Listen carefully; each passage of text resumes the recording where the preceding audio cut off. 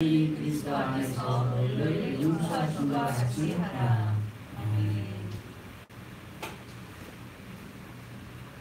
우리가 지난주에 우리 미국에 있는 우리 또 우리 영혼분이 묵상을 한 것 중에 하나가 이 교회 방에 모든 사람으로 그 거룩함을 쫓으라 그런 말이 있어요. 아무도 이 거룩함이 없으면 주를 보지 못한다. 그런 말씀이셨습니까? 그 말씀은 그렇게 쉽지만 정말 우리가 모든 사람으로 더불어 거룩함을 쫓으라고 했거든요. 성경은 우리들이 굉장히 높은 정지의 그 어떤 거죠? 도덕적인, 영적인 수준을 사실 요구하고 계세요. 모든 사람으로 거룩함을 쫓는다는 생활은 결코 쉬운 일은 아니거든요.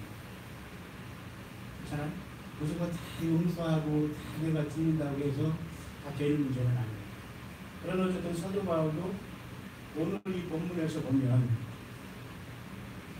하나님의 성령을 근심하지 말라라고 하면서 그 밑에 선별을 통해서 굉장히 서로 불쌍히 여기고 용서하고 이렇게 하기를 그 근거는 하나님이 그리스도 안에서 우리를 용서한 것 같이 하라. 그렇게 하고 있습니다. 우리는 막연히 사람을 용서할 수는 없어요.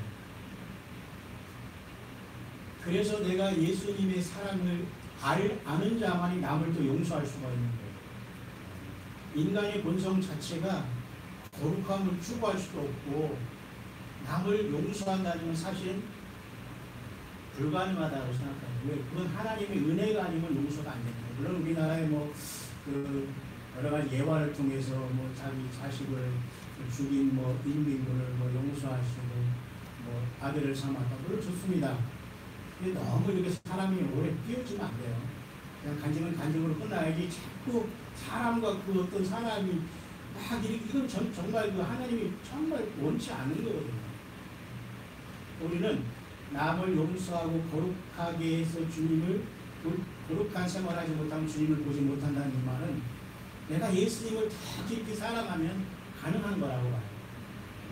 예수님을 모르기 때문에 거룩한 생활이 뭔가도 모르고 용서도 하지 못합니다.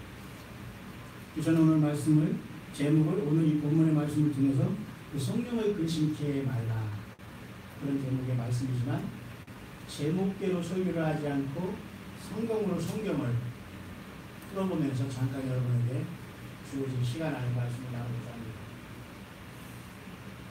그렇다면 왜 사도 바울이 오늘 본문에 성령을 근심하지 말라 했느냐? 그러면 성령님은 인격을 가졌다는 거죠. 근심하는 분이네요. 그러면 근본적으로 성령을 받으라 하는 것은 틀린 거예요. 성령의 기름 부음 사실은 성경적인 게 아니에요. 성령은 물질이 아니라는 거예요. 어떤 개인이 성령을 준다는 것 자체는 큰 하나님 앞에 지금 어쩌면 용서받을지 못할 그 죄가 하나 있으니 성령 회방죄라고 있어요. 성령을 근심하게 말하는 것은 성령은 인격을 갖고 있다는 거예요. 근심한다는 거예요. 그러니까 사람이 근심하기 전에 인간이 근심하고 생각하고 이 모든 것들은 하나님의 형상대로 지음을 받아서 인간이 근심하잖아요. 그러니까 오히려 성령님은 하나님이시기 때문에 그 하나님의 속성 자체가 그렇기 때문에 성령님은 인격을 가지신 분이다. 그럼 성령님은 누구냐? 하나님이시겠죠. 하나님이십니다. 성삼위 하나님이죠. 성령을 근심하게 하는 것들이 우리 주변에 너무 많아요. 내가 나 자신을 봐도 근심하게 되고 있거든요. 그래서 우리는 오늘 우리가 찬양할 때는 잠깐 우리 찬양이 나온 것 같은데요. 그럼 이 성령님이 누구시냐를 정확하게 알지 않으면 안 되잖아요. 근데 우리가 참 무서운 것은 사람이 만들어지기 전에 우주 만물에서는 6일 창조 이전에 하나님이 천사를 먼저 창조했다라는 구절이 많이 있어요. 근데 그것은 정확하게 우리에게 내가 천사를 먼저 만들었다 그런 말을 안 하지만 천사들이 창조는 인간보다 분명히 먼저 있었다는 걸 알아야 돼요. 그렇기 때문에 영계에도 분명히 혼란이 있기 때문에 모든 영이 다 성령이 아니라는 거예요. 근데 많은 사람들은 성령이 누군가를 모르고 성령을 추구하다 보니까 성경에서 말하는 하나님이 아닌 영을 갖고 있어요. 많은 사람이. 그 열매를 보면 알 수 있는 거예요. 그 여기 심각하게 문제가 여기서 발생하는 거예요. 모든 영이 다 좋다면 안 되는 거예요. 아무 데서나 가서 막 하면서 뭐 영을 받는, 그 귀신이 영을 받는 거 아니겠어요? 여기는 성령을 근심하게 말하 있는데 성령님이 누구시냐를 풀어가야지만 우리가 알 수 있는 거 아닙니까? 성경을 잠깐 한번 읽어보죠. 요한복음 14장. 오늘 찬양을 여러분이 했기 때문에 제가 그 인도하시면 그렇게 한번 풀어보시도록 하겠습니다. 신약 성경 마태, 마가, 누가, 요한, 사복음서 네 번째 책인 요한복음 14장. 잠깐 여러분 열어보실까요? 16, 17, 18 한번 잠깐. 그 중에서 여러분 18절 한 절만 한번 찾았으면 한번 읽어보겠습니다. 시작. 내가 너희를 보아 같이 버려두지 아니하고 너희에게 예수님이 십자가 지시기 직전에 겟세마네 동산에 가기 전에 아주 그 비아 돌로로사라는 그 슬픔의 길을 가시면서 예수님께서 일단 세상 사람들에게 얘기 안 했어요. 특히 예수님을 따르는 제자들에게 한 말이 여기 있어요. 그래서 오늘 우리가 찬양 올렸기 때문에 너희를 보아와 같이 버려두지 않는다. 자, 예수님이 지금 육신으로 있을 때는 좋았어요. 일단 예수님 12제자가. 아니 근데 예수님이 내가 죽은 다음에 3일 만에 일어난다는 말을 하니까 그 중에 제자들이 알쏭달쏭한 거예요. 근데 묘하게도 그걸 믿었던 사람이 있었을까요?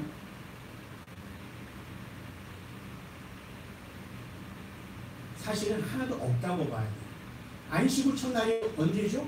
바로 오늘의 안식일 첫날 주일입니다. 근데 막달라 마리아가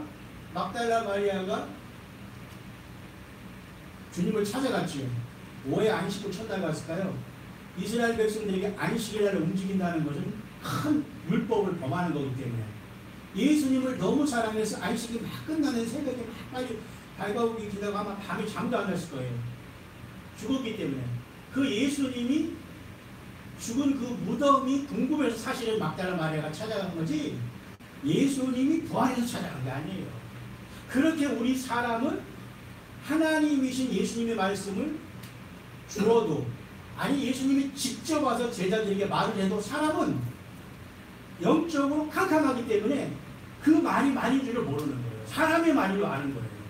지금도 마찬가지예요. 똑같이 하나님께서 인간의 말을 통해서 한다고 똑같은 말인 줄 알고서 사람들이 말을 안 듣는 거예요. 회개를 하지 않는 겁니다. 자연스럽게 하는 겁니다. 하나님이 내가 그때 너에게 말했지 않느냐, 너희한테 기회를 줬지 않느냐, 끝난 거예요. 여기 보면 말이죠. 주님도 십자가를 지시기 전에 제자들에게 너 고아와 같이 버리지 않고 내가 온다 얘기니까 아무도 이 말을 깨닫는 자가 지금 없어요. 왜냐하면 일단 이 말이 이루어지기 위해서는 예수님이 십자가를 지셔서 죽어야 되시죠. 부활하셔야 되시죠. 그죠? 성령이 오셔야 돼요. 엄청난 사건이 앞에 놓여있지만 이 제자들에게는 그것은 관심도 없고 그냥 예수님이 십자가 지신다니까 이게 뭐지? 그 정도밖에. 그러나 정확하게 사도 요한은 이 말씀을 기억하고 있다가 오늘 이렇게 성경에 기록해 놓고 있잖아요. 이게 놀라운 겁니다. 그래서 주님이 그랬잖아요. 성령이 오시면 너에게 모든 걸 생각나게 하고 가르치게 하고 장래일까지 알려주겠다고 했잖아요. 성령이 오시면. 그래서 여러분 오늘 말씀의 제목이 뭐예요? 성령을 근심하게 할 성령이 누군가를 계속 알아야 돼요. 교회 몇십 년 다녔다고 내가 다 한다고 해서 아는 게 아니라고 볼 수가 있어요. 우리는 다 내려놓고 늘 그날 주일을 내가 이 주일 예배하면서 예수님을 만난다는 마음으로 드려야 돼요. 저는 오늘 그런 생각을 해봤어요. 많은 사람들이 예수님을 믿지 않고 세상을 수없이 지금도 떠나고 있다는 거예요. 그 사람들이 정말 저와 여러분 같이 주일 예배 한 번 드리지 못해서 지옥에 떨어진 사람이 많은데 우리는 이 예배를 반복하면서조차도 내가 하나님 앞에 사실은 살아온 게 아니에요. 일단은 내 육신이 죽고서 부활해서 주님을 만나기 때문에 예배는 죽는 거예요. 그런데 우리가 너무 할 말이 많아. 너무 바빠요 지금 세상에서. 주님의 못 만나는 거예요. 이게 깨지 않으면 절대 그날에는 가족 단위로 가는 게 아니라니까요. 어쨌든 여러분 그건 그 얘기는 오늘 할 것이 아니지만 예수님이 그랬잖아요. 고아와 같이 벌어지지 않는다. 근데 다 그런 말들을 제자들은 필요한 말 기억하고 있다가 다 잊어버렸지만 정말 예수님이 성령으로 왔을 때는 그 제자들에게 생각을 다 한 개에서 다 기록해서 지금 여기 우리 앞에 와 있는 거예요. 예수님 말씀은 천지가 없어져도 1.1획도 안 없어진다. 1점이 뭐냐면 이분이 말로 요도예요. 점. 그래서 그렇게 말씀대로 살아가는 게 그게 중요한 거예요. 예수님 말씀대로 오셨는데 어떻게 하시냐? 왜 성경을 조심하지 말라? 그래서 이렇게 잘해야 된다. 그것이 오늘 말씀의 핵심입니다. 고아와 같이 버려두지 않는다. 고아라는 것은 여러분 부모가 없는 거 아니에요? 예수님을 열심히 따라다니는데 지금 죽는다고 하니까 지금 도저히 안 믿어지는 거 아니에요? 예수님은 좀 위로를 하고 있어요. 그러면서 내가 떠나가는 것이 유익하다. 내가 십자가에 죽는 것이 유익이랄 정도가 아니라 인류를 구원하는 길이에요. 주님이 십자가를 지금. 근데 이 시간에는 처절하게 영적인 싸움이 지금 계속되고 있다고 봐야 돼요. 그래서 고아와 같이 버려두지 않겠다고 하면서 보세요. 조금 있으면 세상은 다시 나를 보지 못할 것인데 너희는 나를 보리니 이는 내가 살고 너희도 살아 있겠습니다.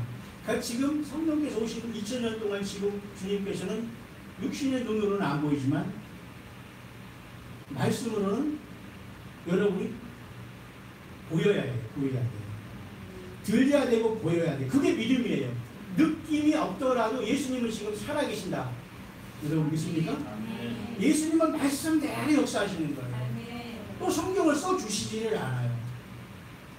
그래서 이때 주님께서 고아와 같이 버려두지 않는다 하신 그분이 바로 성령님이란 말이에요. 오늘 본문으로 돌아와 보세요. 본문 에베소 4장에서 바울 사도가 하나님의 성령을 근심하지 말라 할 때 하나님의 성령이 누구냐면 예수님이 지금 보내주마 약속하신 보혜사 성령이에요. 그러면 성령님은 누구실까? 예수님이 또 영이에요. 진리의 영이에요. 예수님 자신이세요. 성령님은 예수님 자신이에요. 다시 말해서 성령을 근심하지 말라고 한 이 말은 예수 그리스도를 근심하게 하지 말라는 것 같은 말이에요. 왜? 성삼위 하나님은 성삼위로 역사하시잖아요. 얼마나 많은 사람들이 지금 여러분 예수님 따로 성령님 따로 하나님 따로 아니에요. 오늘 지금 예수님을 잘 믿는 것이 성령을 근심하지 않게 하는 거예요. 뭐를 기뻐하겠어요? 예배죠. 이 주일 예배는 썬데이 크리스찬들이 오는 데가 아니에요. 죽음을 연습하는 곳이라고 저는 오늘 그렇게 느꼈어요. 왜? 내가 예수 안에 죽어야지만 내가 부활하거든요. 내 죄가 예수님과 같이 십자가에 못 받게 하지만 내가 살아나거든요. 이걸 못하기 때문에 많은 사람들이 일평생 동안 예수 안 믿다고 요리조리 다니다가 죽었을 때 그 영안이 흘러가지고 영원히 후회하는 거예요. 그래서 여러분 성령 받은 증거는 전도하는 거라니까요. 제가 수십 년 전에 예수님을 성경에서 만나고 어찌 알고 저는 이거 어떡하지 막 난리쳤어요. 한 사람이라도 예수 믿게 하는 게 내 인생의 목적이구나. 그래서 저는 인생이 완전히 바뀌어버렸어요. 지금 너무 그래도 감사한 겁니다. 고아와 같이 버려두지 않겠다고 하신 예수님은 성령으로 오셨어요. 여기서 성령을 근심하게 말라 이것은 예수님을 속상하게 하지 말아요.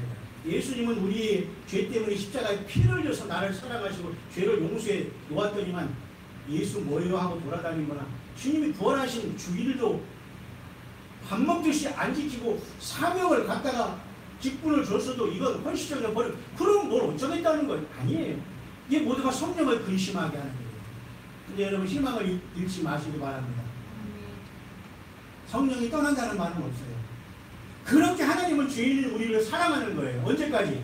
예수님이 오셔서 우리를 부르실 그 순간까지는 주님이 근심하시고 있어요. 주님은 그렇게 유치하고 치사한 분이 아니에요. 우리 사람은 말이죠. 어디 가서 뭐 예를 들면 목사가 뭐 설교가 어떻다, 뭐 예배 형식이 어떻다 하면서 다음부터 안 가요. 얼마나 우리 사람이 이 인격과 이 사고방식이 유치한지 몰라요. 그래서 우리는 죄인이에요. 그래서 예수님 나는 할 수 없습니다. 주여 성령님 나를 도와주시고 나를 변화시켜 주시옵소서. 갈라디아 2장 20절에 이제는 내가 산 것이 아니오 내 안에 예수께서 사시다고 고백한 바울처럼 돼야 돼요. 그런데 해석을 할 수 없잖아요. 일주일간. 주일을 한 번 와서 주님 앞에 못 죽어요? 예배를 위해서 내가 죽지 못한다면 주님의 사랑을 욕되게 하는 거예요. 성령을 근심하게 하는, 예수님을 근심하게 하는 행위라는 겁니다. 주님 못 만나요. 이건 무섭고도 무서운 말이에요. 그런데 주님은 그때까지 떠나지는 않아요. 주님 오실 때 놓고 간다는 겁니다. 그건 인생이 끝난 거예요. 이렇게 무서운 거예요. 성령을 근심하게 하는. 그렇죠? 그러면 여러분 요한계시록 잠깐 찾아봅시다. 1장 가보세요. 맨 요한계시록 성경 맨 끝에 요한계시록 1장 4절 찾으세요. 성령님을 잠깐 우리가 추적을 해보고 이제 말씀을 결론을 맺을게요. 뭐 제가 여러분에게 오랜 설교하는 그런 사람은 아닙니다. 1장 4절 읽겠습니다. 시작. 요한이 아시아에 있는 일곱 교회에 편지하니 이제도 계시고 전에도 계시고 장차 오실 이와 그의 보좌 앞에 있는 일곱 영과 거기 봐요. 하나님의 보좌 앞에 지금 누가 계셔요? 일곱 영이 계셨죠. 그 일곱 영이라는 것은 하나, 둘, 셋, 넷, 다섯, 여섯, 일곱, 물론 단모습의 요한의 눈으로는 보였지만 일곱 분이라고 생각하면 안 돼요. 그냥 완벽한 하나님으로 보여야 돼요. 완벽한 하나님. 성령님, 예수님의 영, 진리의 영, 보좌의 일곱 영 다 같은 분이다. 같은 분이다. 그 다음에 여러분 계시록 그 다음에 가보세요. 4장.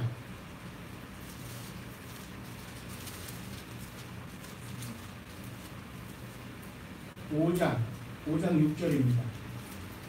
우리가 우리 교회 한 세 번째 읽은 말씀이고요. 세 번째 정도 읽은 말씀인데 계속 읽어도 좋습니다. 읽어 빨리 시작.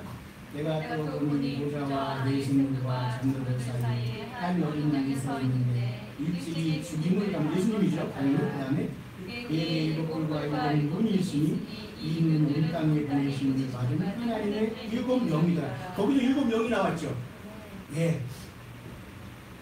그런데 오늘 예수님이 지금 어떻게 보였냐면 하늘 보좌에서 계신 예수님을 반모습이 우리를 대신해서 봤는데 그 예수님이 지금 왕복을 입고 하나님께서 막 입에서 불이 나오면서 야바하고 있는 모습이 아니라 어린 양의 모습으로 있는데 그 모습이 뿔이 7개 나 있어요.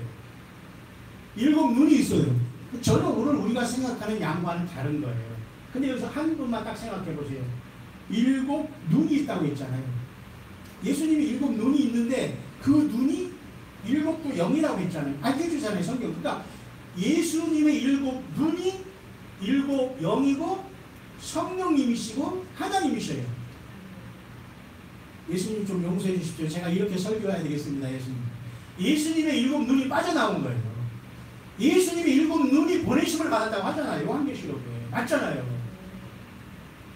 맞지요?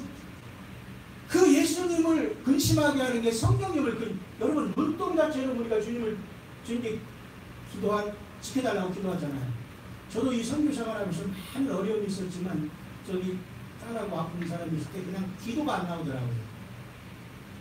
그래서 하나님 눈동자처럼 지켜주세요. 끝났어요. 이 기도가 나오질 않아요. 너무 힘들으니까.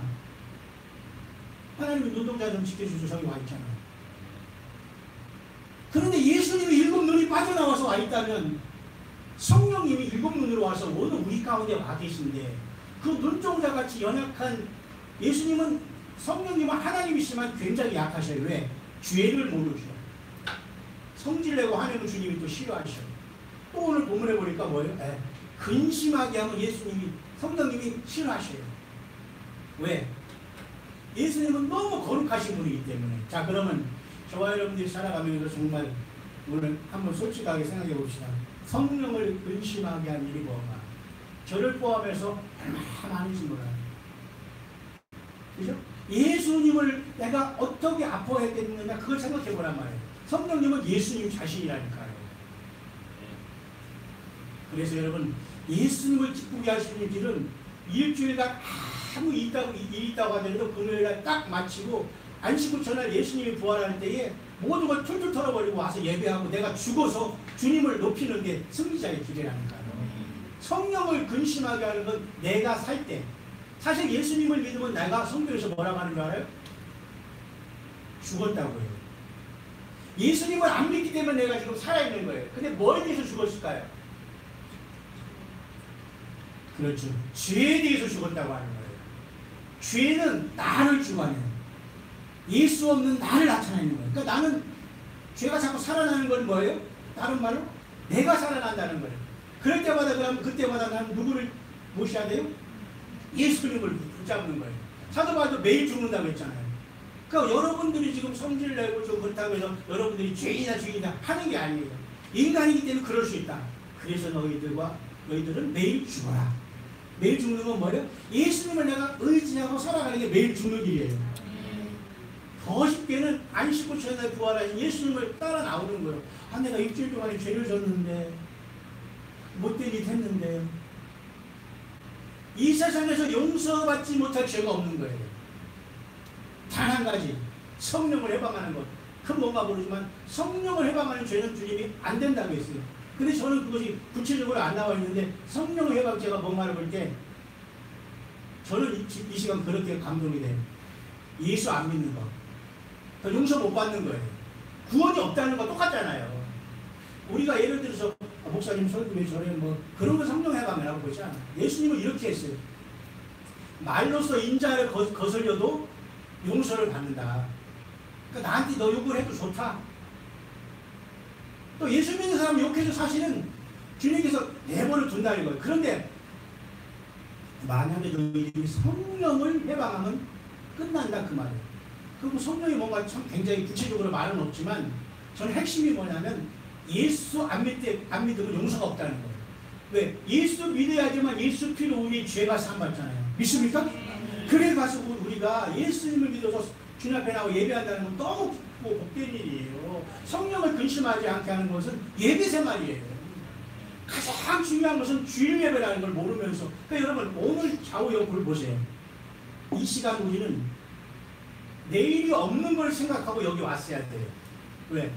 지금 예배하면서 나는 주님이 오실 것을 기다리는 마음으로 여기 왔지 앞으로 살아갈 길이 창창한데 이렇게 막 벌려놓고 왔다면 우리는 좀 조심해야 돼요. 왜? 주일날 이 시간을 통해서 주님을 만나다니 결단을 하면서 생명 내고 예배에 생명을 거대하는 그런 말도 있잖아요.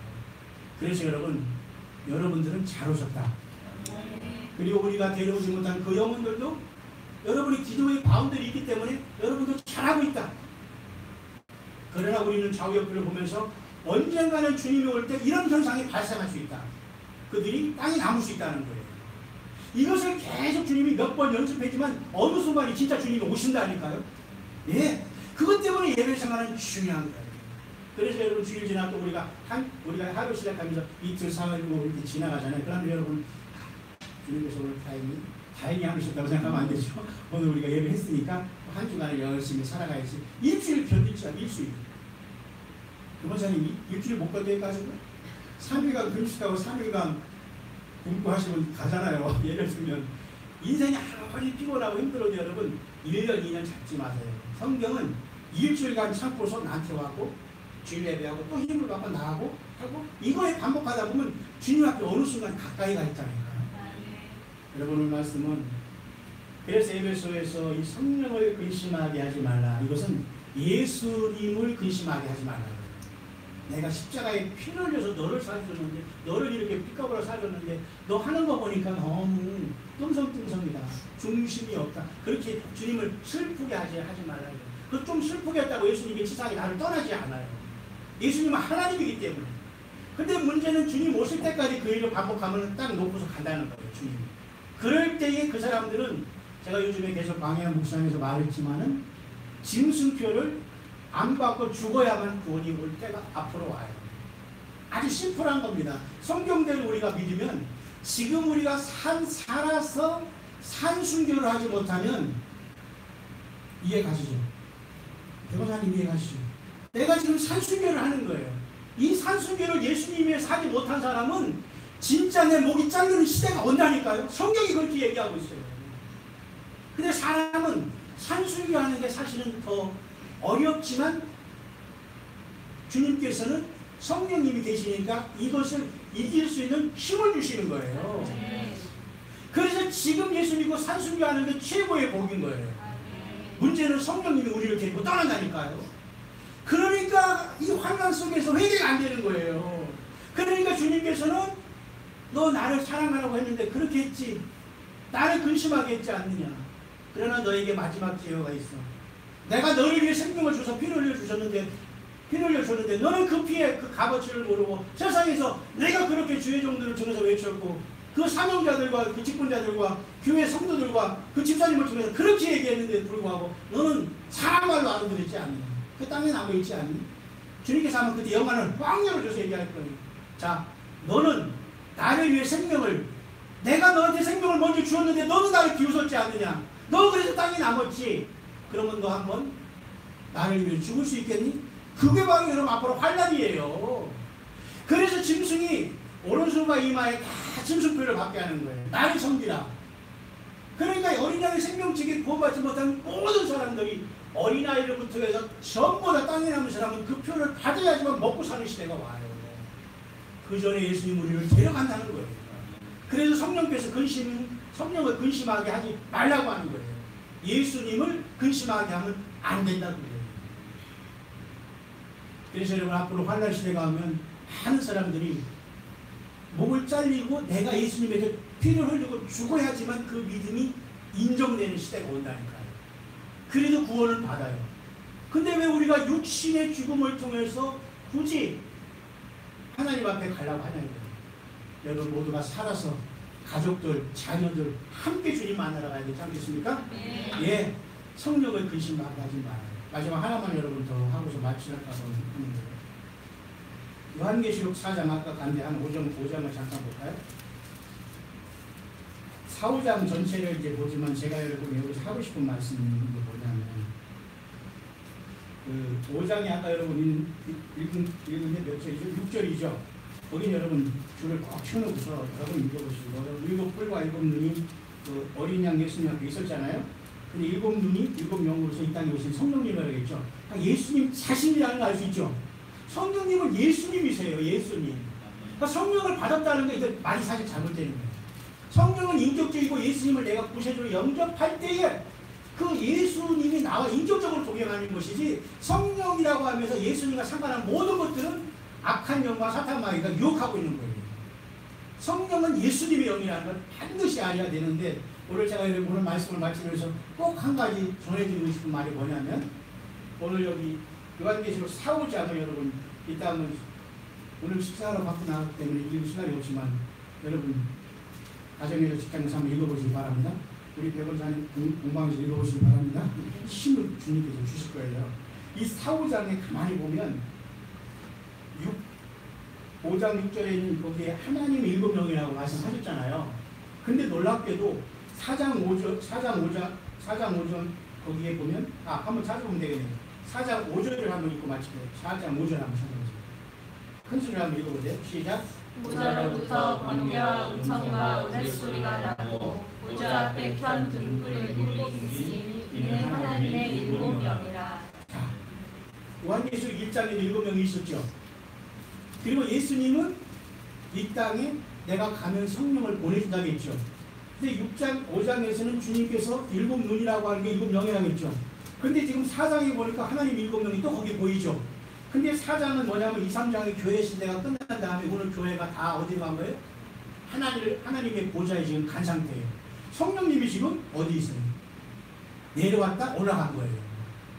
어디 있을까요? 여러분 안에 주님이 성령이 와 계신다니까.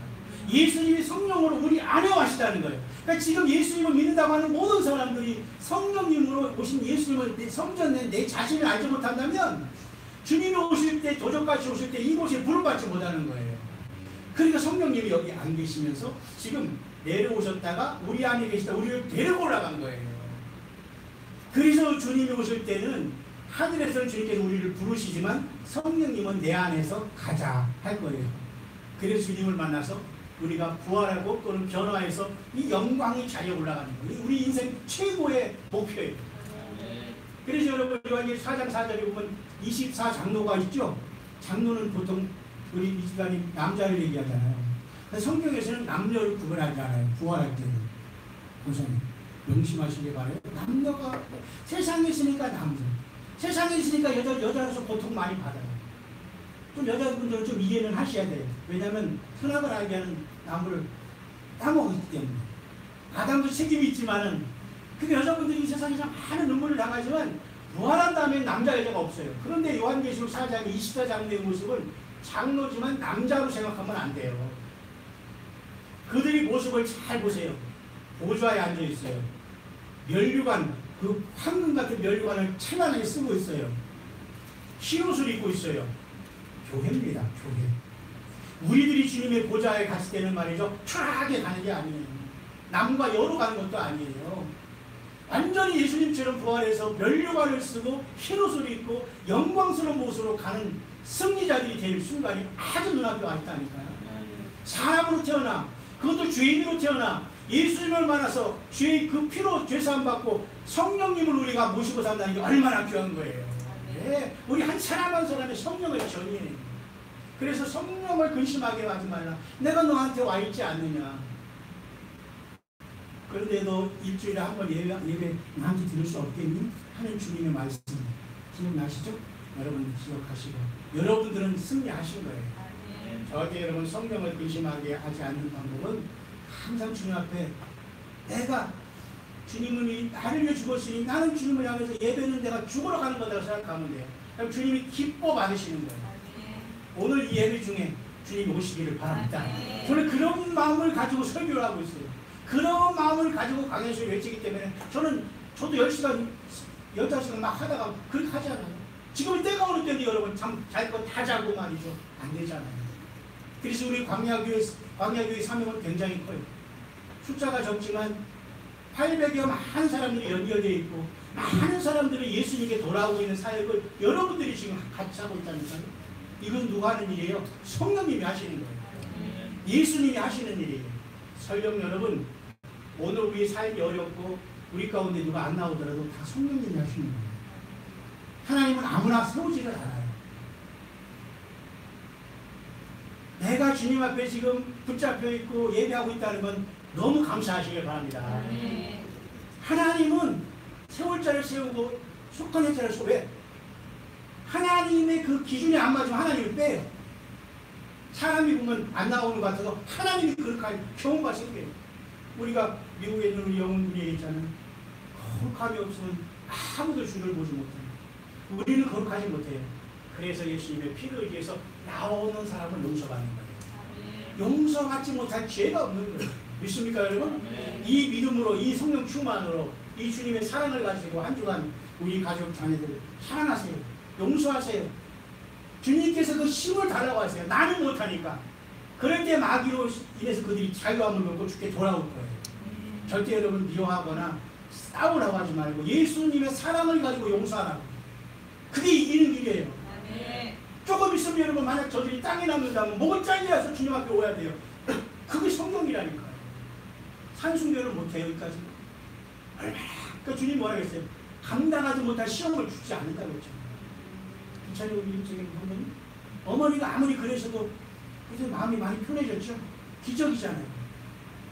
비록 어머니가 늦게 주님을 영접하셔도 얼마나 이 딸이 주님을 사랑하고 찬양하니까 어쨌든 주님을 영접하고 있잖아요. 예, 이게 살아계신 주님의 기적이 아니에요? 주님이 역사하시고 있어요. 지금 이 세상의 광야교회 한 사람 한 사람. 여러분 힘을 내시길 바랍니다. 성령님이 기뻐하십니다. 예수님이 기뻐하십니다. 오늘 연약한 가운데 찬양을 주님이 받으셨어요.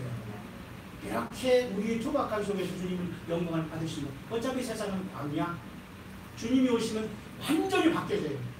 우리의 모든 신분이 죽을 몸이 옷이 면류관이 완전히 바뀌어서 우리 주님 앞에 영광의 새 노래를 부르는 그 밤에 우리가 반드시 이 믿음 끝까지